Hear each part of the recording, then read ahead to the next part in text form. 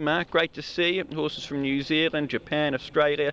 Looks like a terrific meeting coming up on Sunday. Yeah, it does. Look, it's always a meeting that we really want to get some of the best horses we can find from different parts of the globe. The timing of the meeting presents some unique challenges with it, but really happy with what we've got this year, and particularly to be able to get Australian horses back. An incredible effort from the entire team at the Jockey Club with the support of AFCD and then with the different government departments in Australia and in England to get it happening, and to have the horses here in the morning is really a great reward for that, and to have a horse of the quality of Santa Ana Lane leading that charge is something that I'm sure the club is extremely proud of.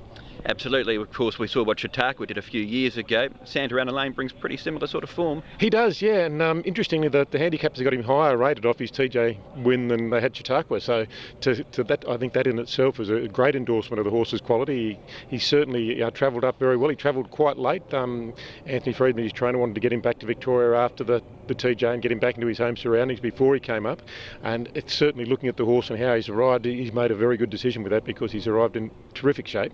And you know, if he brings his A game that he had at the TJ only a couple of weeks ago, he's certainly going to be a horse to watch in the race. Already this morning we've seen Knack Venus, Lise Grishurb, Deirdre, the Japanese contingent. What do you make of them for this meeting? Knack Venus is an interesting horse, first time here, really built like a sprinter, and watching her in the quarantine stable, she wants to do everything quickly, which is a great sign, and she came out this morning and really picked them up and put them down very, very quickly and looked very nice in her action.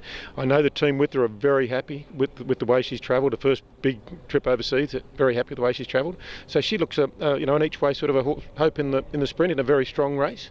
Deirdre and Liz Grishurb, of course, both very well travelled, both here in December last year, and to I think the eye of everyone in quarantine, both seem to be a little bit better this year than they were in December. So if they bring the sort of form they did last year, where they both ran seconds in the big races, I think they can be serious competitors in what I think is a great addition to the QE2 Cup. And it's also got Eminent in it. He's an interesting horse. Look, he is an interesting horse, and he actually races under an English flag, which is interesting given that he's owned by one of New Zealand's leading owners, and is going to be ridden by James McDonald, of course, one of Australia's leading riders, and trained by Sir Mark Todd, one of the great three-day eventers in the world in history. But Mark trains out of England, so he flies the English flag, and let's hope he flies it very well. He's a horse that had some problems in his 3-year-old career and had a little bit of time off, but his first run in Australia was extremely good given the break he'd had, very unlucky not to win, and his second run, a forgive run in terms of the connection, saying he just didn't adapt to having the hood on. So looking at him each morning,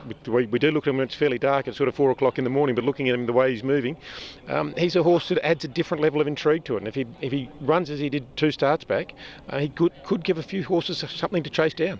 And from a Champions Mile point of view, you've been involved in Hong Kong racing for a long time. It's always exciting to have a horse here like Beauty Generation. Oh, absolutely. I think anywhere you go in the world, if you've got a champion horse to watch, it really brings things out. And I think Hong Kong's been incredibly lucky to have a horse like Beauty Generation, and to see him handled so well, and to see the way the fans really warm to him is great for racing, not just here, but in around the world. He's generated a lot of interest, and we've seen that happens with these good horses. And to think Hong Kong's had such a good miler after Abel Fun not many years ago is a testimony again to the money and the investment that our owners here in Hong Kong make to want the very best.